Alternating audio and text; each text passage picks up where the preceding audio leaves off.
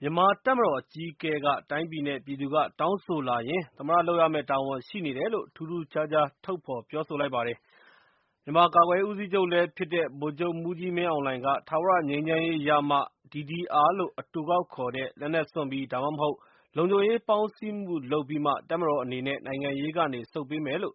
ထုတ်ပြောခဲ့ပါတယ်။ အခုလိုပြောလိုက်တာရဲ့ ထူးခြားမှုအပေါ် မြန်မာစစ်ထောက်လှမ်းရေးအရာရှိဟောင်း ဗိုလ်မှူးဟောင်း ဦးအောင်လင်းထွဋ်ရဲ့ သုံးသပ်ချက်ကို ကိုဝင်းမင်းက မေးမြန်းတင်ဆက်ထားပါတယ်။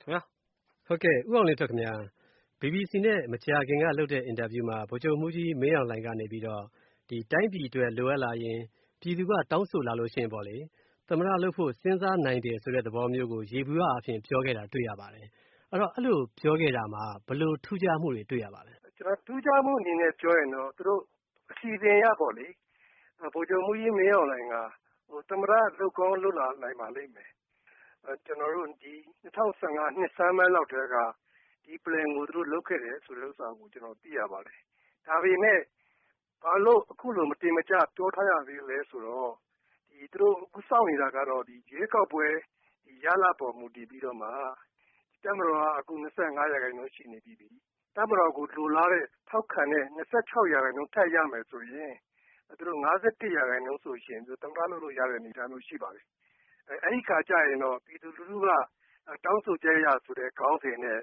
ဗိုလ်ချုပ်မှူးကြီးမင်းအောင်လှိုင်ကသမ္မတလုပ်လာပါလိမ့်မယ်။ ဒါကြောင့်ဗိုလ်ချုပ်ကြီးမင်းအောင်လှိုင်ကဒီရွေးကောက်ပွဲအထိသူကဗိုလ်ချုပ်မှူးကြီးရှိနေဦးမယ်။ ရွေးကောက်ပွဲပြီးတော့မှ2016ဒီမတ်လလောက်တည်းကျမှတပ်မတော်ကနေပြီးတော့မှဗိုလ်ချုပ်မှူးကြီးမင်းအောင်လှိုင်ကိုဒုတိယသမ္မတအဖြစ်ကြာထားပါတယ်လို့လုပ်လိုက်ရင်ဘယ်သူမှတားလို့ရတဲ့အနေအထားမျိုးမရှိပါဘူး။ဟုတ်ကဲ့အခုလိုပြောတာကပထမဆုံးထုတ်ပြောတာလို့ပြောလို့ရနိုင်လားမှန်ပါတယ်ခင်ဗျအခုချိန်ကပထမဆုံးထုတ်ဖော်ပြောတဲ့အနေအထားလို့ပဲကျွန်တော်မြင်ပါတယ်ခင်ဗျဒီနှစ်တဲဝင်တဲ့ချိန်ကမှာကျွန်တော်တို့သိရသလောက်လဲဗိုလ်ချုပ်မှူးကြီးတန်းရွှေကိုယ်တိုင်ဗိုလ်ချုပ်ရွှေမန်းကောဗိုလ်ချုပ်သိန်းစိန်ကောဗိုလ်ချုပ်မင်းအောင်လှိုင်ကောသူတို့ကိုခေါ်တွေ့ပြီးတော့မှဩဝါဒပေးတယ်လို့ကျွန်တော်တို့သိရပါတယ်ဒီဗိုလ်ချုပ်သိန်းစိန်အနေနဲ့သူ့ရဲ့ကျွန်တော်တို့ယောဂအရာကောသူမလုပ်ချင်တဲ့အနေအထားအရာကောသမ္မတအနေနဲ့တော့သူလုပ်ချင်တဲ့ဆန္ဒမရှိပါဘူးတစ်ဖက်ကလည်းဗိုလ်ချုပ်ရွှေမန်းကိုပေးမလားဆိုတဲ့အခါကျတော့လူတွေထင်ကြတာကတော့ဗိုလ်ချုပ်ရွှေမန်းကတက်ကလာတယ်ဗိုလ်ချုပ်ရွှေမန်းကိုပေးလိုက်မယ်လို့မြင်ရပါလိမ့်မယ်တကယ်တော့ကျွန်တော်သိသလောက်ပေါ့လေဗိုလ်ချုပ်ရွှေမန်းရဲ့အခန်းကဏ္ဍဟာ2008ခုနှစ်နောက်ပိုင်းကစပြီးတော့ဗိုလ်ချုပ်မှူးကြီးတန်းရွှေရဲ့ယုံကြည်မှုလျော့သွားတာဖြစ်ပါတယ်အခုလက်ရှိအနေထားရလဲဒီတပ်မတော်ထဲမှာလက်ရှိရှိတဲ့ current ပေါ့လေဗိုလ်ချုပ်ကြီးတွေတော်တော်များများကဗိုလ်ချုပ်ရွှေမန်းကိုထောက်ခံတဲ့လူအင်မတန်မှနည်းသွားပါပြီခင်ဗျဟုတ်ကဲ့အဲ့ဒီတော့ဦးအောင်လင်းထွဋ်သမ္မတအဖြစ်နဲ့ရွေးခံရမယ်ဆိုရင်ဒီသမ္မတတာဝန်ကိုထမ်းဆောင်ဖို့အတွက်ပေါ့နော်ဗိုလ်ချုပ်မှူးကြီးမင်းအောင်လှိုင်ရဲ့အရေးချင်းအနေထားရောဦးအောင်လင်းထွဋ်တွေ့ကြုံခဲ့တဲ့အနေထားအရဘယ်လိုသုံးသပ်မိလဲဒီဘက်နောက်ပိုင်းပေါ့လေဗိုလ်ချုပ်မှူးကြီးဖြစ်ပြီးတဲ့နောက်ပိုင်းမှာတော့သူနိုင်ငံခြားခရီးစဉ်တွေသွားတာပြုတာတွေအားလုံးတွေ့ရမှာဖြစ်ပါတယ